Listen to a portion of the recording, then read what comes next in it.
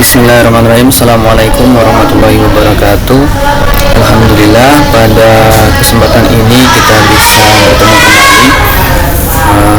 Pada hari ini kita akan belajar tentang isim isyarah. Isim isyarah adalah kata tunjuk dalam bahasa Arab. Sebenarnya dalam sehari-hari kita sudah banyak sekali menemukan isim isyarah ketika kita sedang membaca Al-Quran. Baiklah, kita langsung saja pada pembelajaran kali ini. Jadi isim isyarah itu adalah kata tunjuk dalam bahasa Arab. Saya akan tampilkan ya di sini.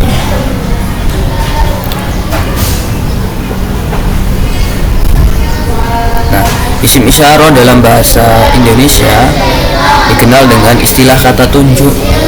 Isyarah adalah kata yang digunakan untuk menunjukkan benda yang ada di sekitar kita, baik dekat ataupun jauh. Kalau kita kemarin sudah belajar tentang muzakkar, isim muzakkar dan muannas. Jadi isim isyarah ini jika dalam bahasa Indonesia kita kenal sebagai kata tunjuk. Contohnya ini, itu, atau di sana, atau di sini. Nah, begitupun dengan bahasa Arab, terdapat kata tunjuk yang digunakan dalam menunjukkan benda, nama hewan, orang. Dan isim isyarah ini sudah sering kali kita temukan dalam Al-Quran, dalam ayat Al-Quran banyak sekali. Baik, selanjutnya ada berapa macam isim isyarah itu? Jadi dalam bahasa Arab itu terdapat 4 macam isim isyarah. Yang pertama yaitu hadza. Hadza ini adalah isim isyarah yang digunakan untuk menunjukkan isim muzakkar yang dekat dengan diri kita. Contohnya ini pulpen dalam bahasa Arab, hadza qalamun. Atau misalkan kita mau menunjuk orang, hadza abun, hada Ahmad. Jadi hada ini adalah isim isyarah yang digunakan untuk menunjukkan objek yang dekat di sekitar kita, yang khusus untuk isim muzakkar. Selanjutnya yang kedua adalah hadhihi. Hadhihi ini adalah kata tunjuk yang digunakan untuk menunjukkan isim muannas yang dekat dan berada di sekitar kita. Contohnya hadhihi ummun, ini ibuku, atau hadhihi ukhtun, ini saudara perempuanku, hadhihi mimsahatun. Itu adalah contoh dari isim isyarah hadhihi. Setelah kita belajar mengenal kata tunjuk untuk yang objek yang dekat dengan di sekitar kita, jadi kita belajar untuk kata tunjuk yang digunakan untuk objek yang jauh, yaitu yang misalkan dalam bahasa Indonesia kita menggunakan kalimat itu.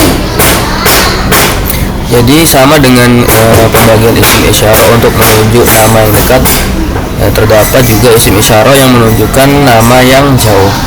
Ada contohnya dari tilka. Tilka ini adalah digunakan untuk menunjukkan isim muannas yang objeknya itu jauh dari kita. Misalkan tilka madrasatun, itu adalah sekolah. Tilka ummun, itu ibu. Atau tilka khizanatun, itu lemari. Jadi tilka ini digunakan untuk menunjukkan objek isim muannas yang jauh dari kita. Kemudian ada lagi isim isyarah yang digunakan untuk menunjukkan benda atau objek yang jauh tapi khusus isim muzakkar, yaitu zalika. Misalkan zalika abun, itu ayah. Kemudian ada zalika masjidun, itu masjid.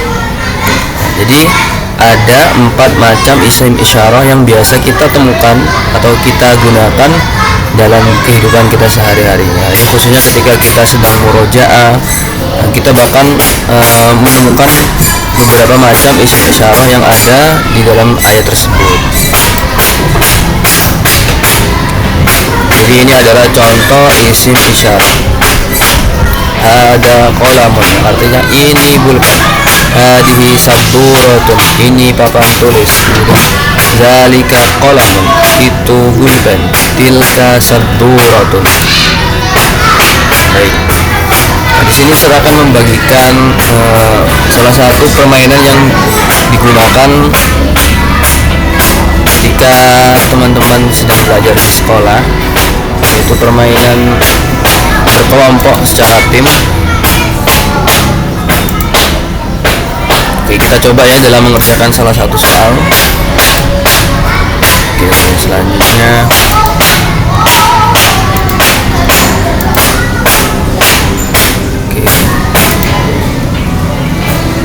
contoh yang pertama, ini pintu.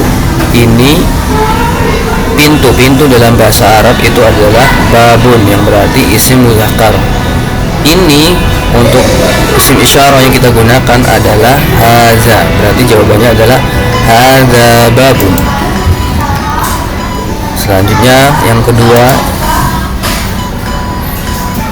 itu jam, berarti jam dalam bahasa Arab yaitu sa'atun, berarti menunjukkan yaitu isim muannas. Maka isim isyarah yang kita gunakan di sini adalah tilka sa'atun.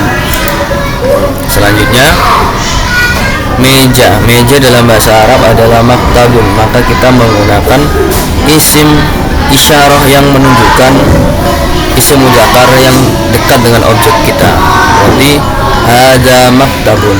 Seperti itu ya. Jadi seperti itulah penggunaan isim isyarah dalam kehidupan kita sehari-hari.